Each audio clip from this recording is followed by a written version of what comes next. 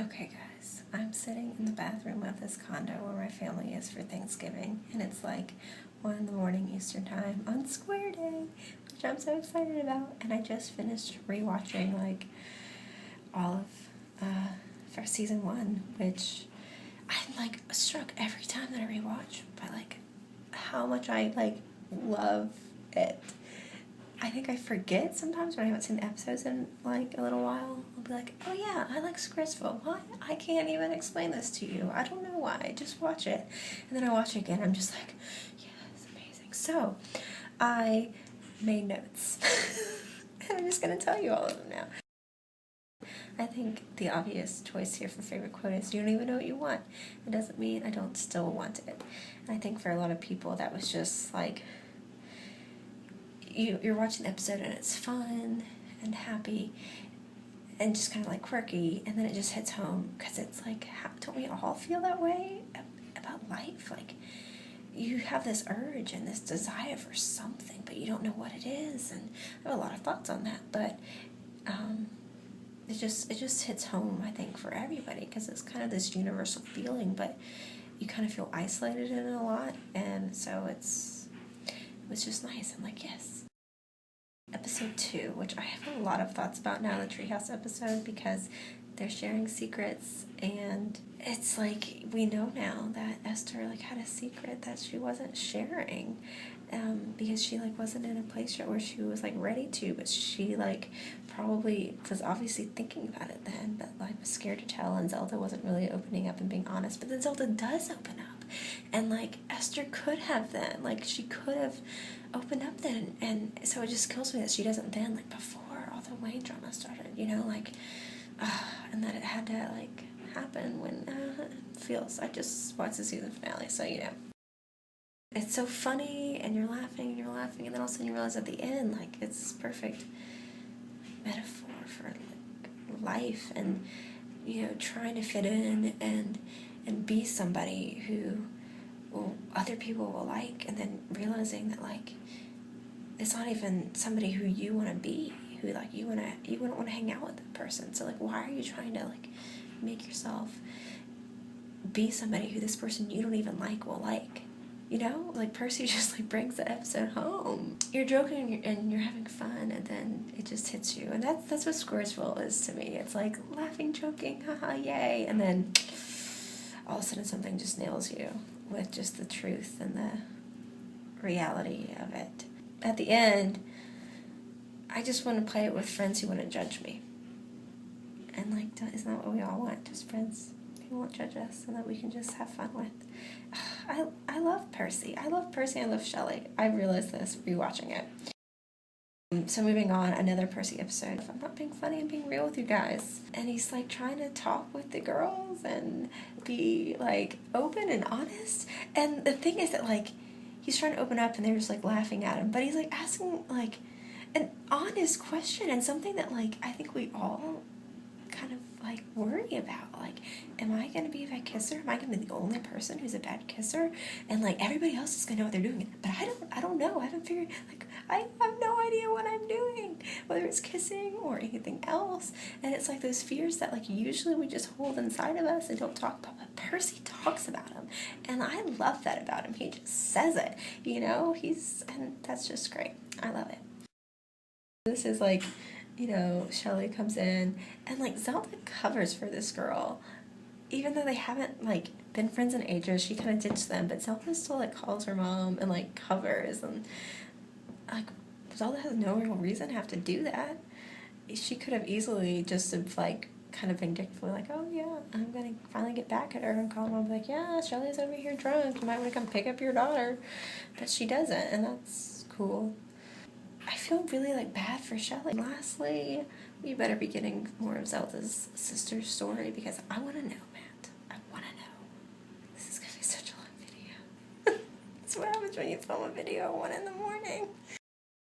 I love the soap opera episode because I love making fun of soap operas, and it's hilarious. But at the end of the episode, with Shelly coming to return the shoes, and Zelda's with her, and realizing that, like, oh, like, Zelda offered to go with her for just like moral support. Zelda has no reason to go with her. She's just like being nice, and that's cool, Zelda. You're cool. Again, like Shelly feels the next episode, like she's like just so crazy. I had to double check. I didn't want to end up being peer pressured into sacrificing squirrels or having office supplies or whatever. And it's like, right, come on, Shelly. But at the same time, like then Esther gets like so like snarky with her in response, but like Shelly's actually just like being honest. Like it's still a stupid question, but like she's not trying to be mean or cruel with it. And so like I hate then when Esther responds so snarky, because like you can tell it obviously upsets her, and like I don't know, it just makes me feel really bad for Shelly, and I like the fact that she's being honest about stuff. So the I Know Right episode, I just want to know if you guys realize that that was now going to turn into the phrase that all of us squares end up saying all the time. Because I say it a lot now. Whenever I say it with any of my friends who watch Squaresville online or in real life, there's always this moment of, yeah, we just did that. I just wrote, haha, Makeout City, yeah.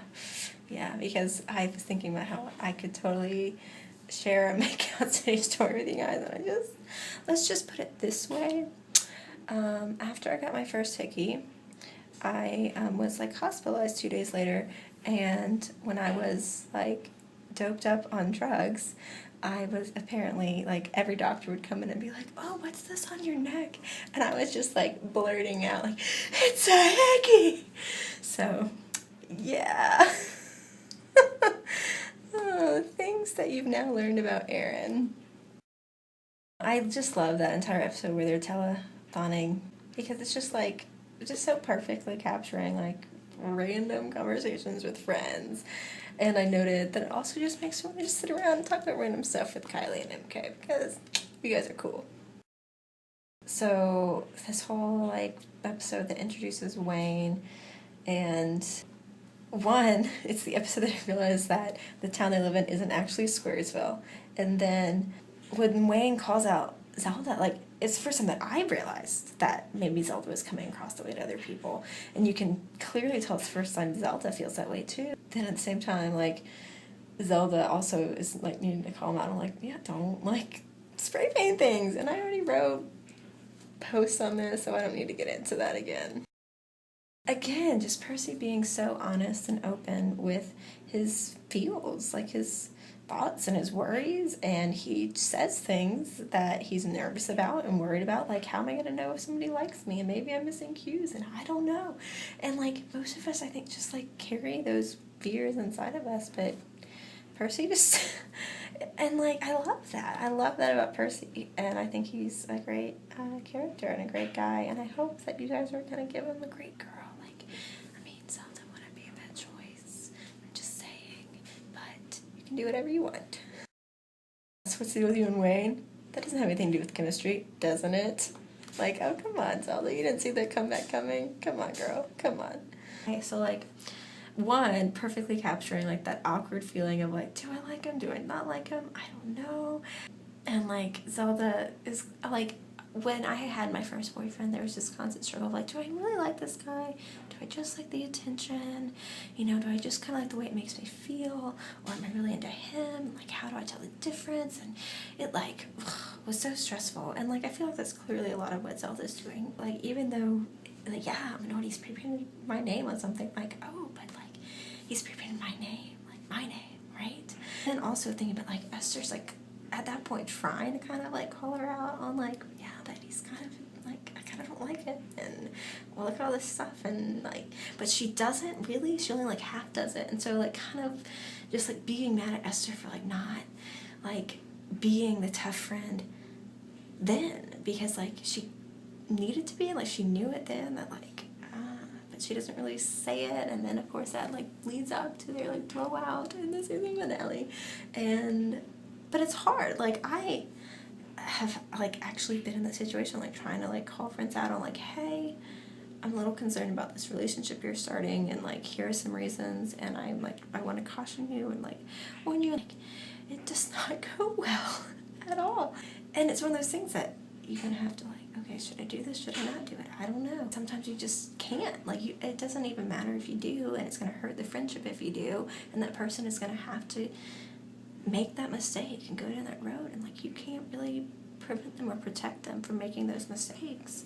And like, it's really hard to then have to watch them do that, but it's part of growing and learning in life. First, I just want to note that in this episode where they go out to wherever Wayne took them, I love the glitchiness of when Esther like says the like, oh, you're gonna murder us line, but her lips don't move, because it's just like she's like psychotic.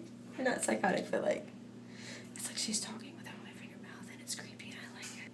And like, this tension in this episode, I felt like Wayne's trying so hard, and it's cute, but it's just fail.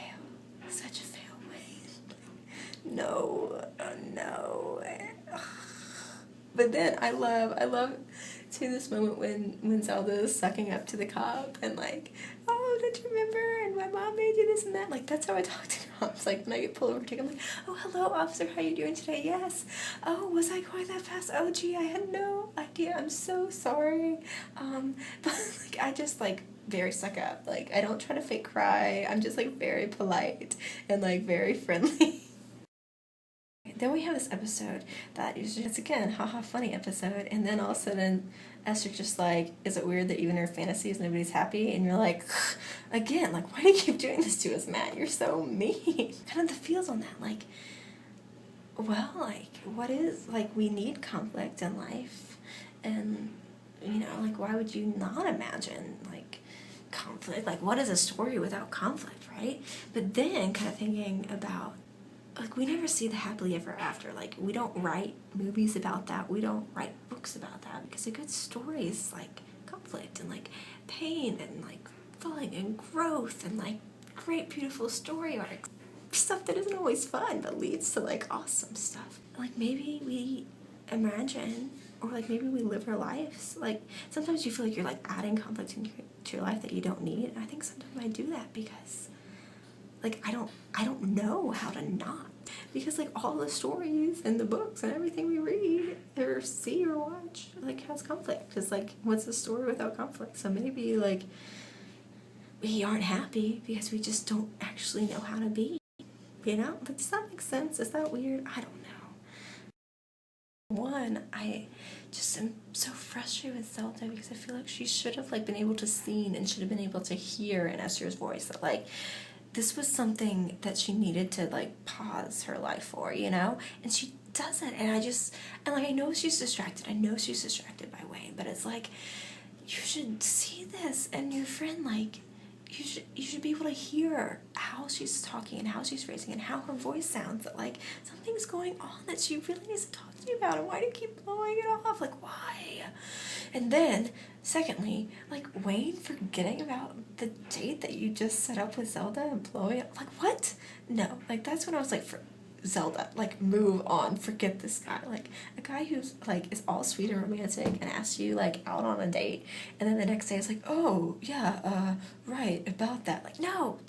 No, you don't need that. Zelda, like, be his friend, be nice to the guy, but you do not need to get it. Like, no, just don't.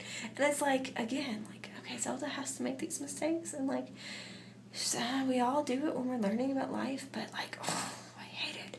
And then feelings and emotions, and they better start talking again soon. And where is season 2? Matt, where is season 2?